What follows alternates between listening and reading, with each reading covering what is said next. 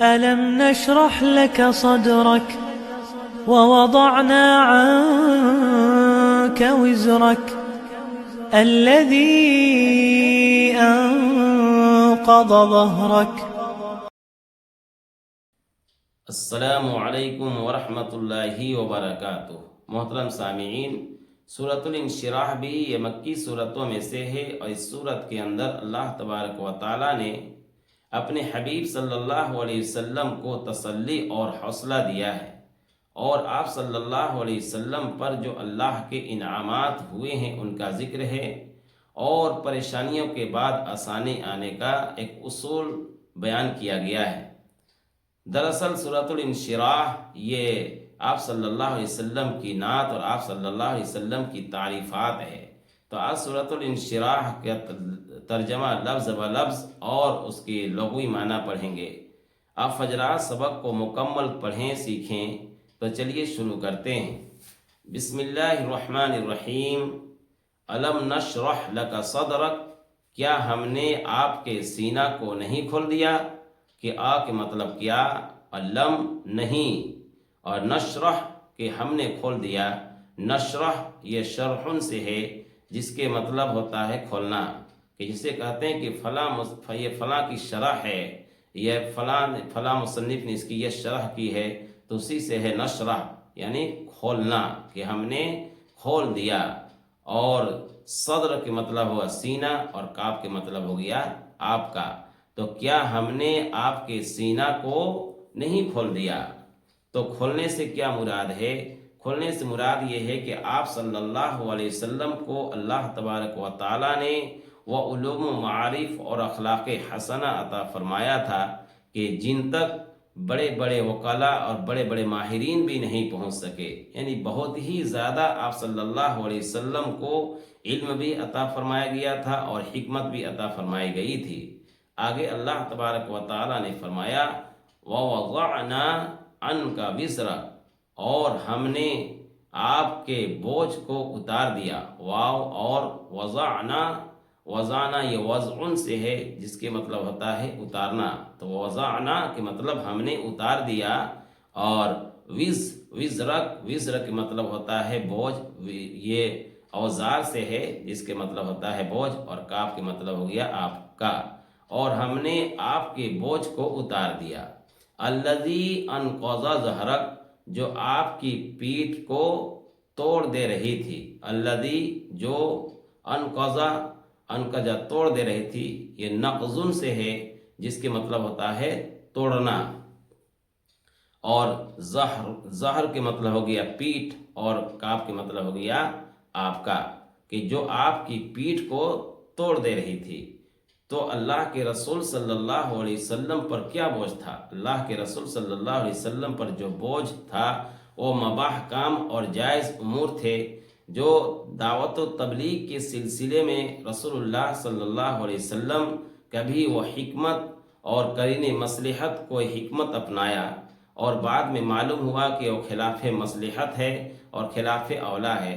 تو چونکہ رسول اللہ صلی اللہ علیہ وسلم کا مقام اونچا تھا اور تقرب الہی سے بالکل نزدیک تھے، اس لیے رسول اللہ صلی اللہ علیہ وسلم کو بہت ہی پریشانی ہوتی اور رسول اللہ صلی اللہ علیہ وسلم غمزدہ ہو جاتے۔ تو اللہ تبارک و تعالی نے ان دونوں آیتوں میں بشارت دیا کہ وَوَضَعْنَا عَنْكَ وِزْرَكَ الَّذِي أَنْقَضَ ظَهْرَكَ، کہ اللہ تبارک و تعالی نے آپ کو بشارت دیا کہ آپ کو اس سلسلے میں کوئی مواخذہ نہیں ہوگا اور کوئی پکڑ نہیں ہوگا۔ آگے اللہ تبارک و تعالی نے اور تسلی دیا اور فرمایا وَرَفَعْنَا لَكَ ذِكْرَكَ، کہ اور ہم نے آپ کے ذکر کو بلند کر دیا۔ واو اور رفعنا کے مطلب ہو گیا ہم نے بلند کر دیا، ورفعنا لَكَ مطلب آپ کا، اور ذکر مطلب ذکر، اور کاف کے مطلب ہو گیا آپ کا، اور ہم نے آپ کے ذکر کو بلند کر دیا۔ چنانچہ اللہ تبارک و تعالی نے آپ صلی اللہ علیہ وسلم کے نام کو اپنے نام کے ساتھ جوڑا ہے۔ چنانچہ جتنے بھی اسلامی شعائر ہیں، ان شعائر میں اللہ تبارک و تعالی نے اپنے ناموں کے ساتھ جوڑا ہے۔ مثلا کہ اذان ہے کہ اللہ تبارک و تعالی کا جہاں پر نام لیا جاتا ہے اشہد ان لا الہ الا اللہ، اسی جگہ اشہد ان محمد رسول اللہ یعنی آپ صلی اللہ علیہ وسلم کے نام کو جوڑا ہے۔ اسی طریقے سے تشہد میں کہ جہاں پر اللہ تبارک و تعالیٰ کا نام ہے وہیں پر اللہ کے رسول صلی اللہ علیہ وسلم کے نام ہے، تو اس اعتبار سے اللہ تبارک و تعالیٰ نے آپ کے نام کو بلند کر دیا۔ آگے اللہ تبارک و تعالیٰ نے فرمایا کہ فَإِنَّ مَعَ الْعُسْرِ يُسْرًا، کہ فَإِنَّ بے شک پریشانی کے ساتھ آسانی ہے، کہ فَإِنَّ بے شک، مع کے مطلب ہو گیا ساتھ، اور عسر یہ عین سے ہے جس کے مطلب ہوتا ہے پریشانی، مشکلات، اور یسر جو یا سے ہے جس کے مطلب ہوتا ہے آسانی، تو بے شک پریشانی کے ساتھ آسانی ہے۔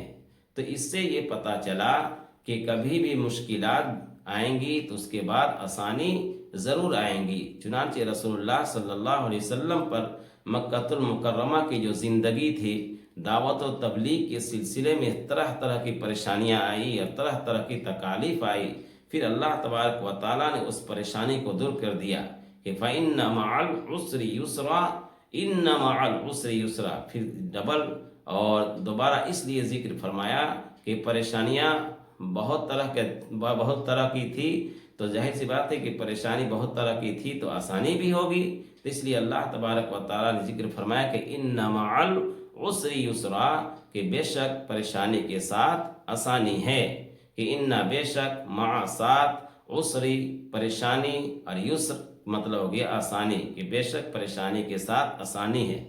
اس آیت سے معلوم ہو گیا کہ کوئی بھی مشکلات آئیں گی تو اس پر مایوس نہیں ہونا ہے، اور اس پر اپنے آپ کو گھٹانا نہیں، چھوٹا نہیں کرنا ہے، بلکہ اللہ تبارک و تعالیٰ سے امید رکھنا ہے کہ اللہ تبارک و تعالیٰ کی طرف سے یہ جو پریشانی آئی ہے ایک دن آسانی میں بدل جائے گی۔ آگے اللہ تبارک و تعالیٰ نے فرمایا فَإِذَا فَرَغْتَ فَانْصَبْ، فَإِذَا جب آپ فارغ ہو جائے تو محنت کیجئے، فا کے مطلب ہو گیا چنانچہ، اذا جب، پس جب یا چنانچہ جب، فَرَغْتَ آپ فارغ ہو جائیے، کہ یہ فارغ سے ہے کہ جیسے کہ کوئی فلاں کام سے فارغ ہوتا ہے، مدرسے سے فارغ ہوتا ہے، اس کو ہم اپنی زبان میں، عام زبان میں بھی بولتے ہیں۔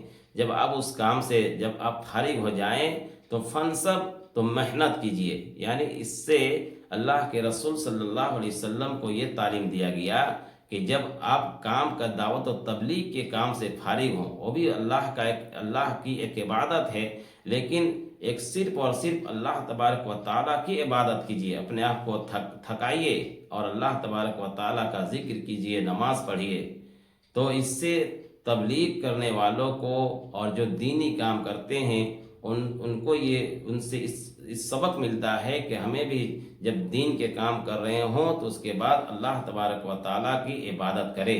وَإِلَىٰ رَبِّكَ فَارْغَب، اور اپنے رب کے طرف توجہ کیجئے، واو اور اِلیٰ تک، اور ربک اپنے رب کے طرف، اور فرغب توجہ کیجئے، یعنی اس جملہ سے دعا کرنے کے بارے میں بتایا جا رہا ہے کہ اللہ ہی تبارک و تعالیٰ سے مدد مانگیے، اللہ ہی تبارک و تعالیٰ سے دعا کیجئے کہ اللہ تبارک و تعالیٰ آپ کی دعا کو قبول کرے گا اور آپ کی جو پریشانی ہے اس پریشانی کو آسانی میں بدل دے گا۔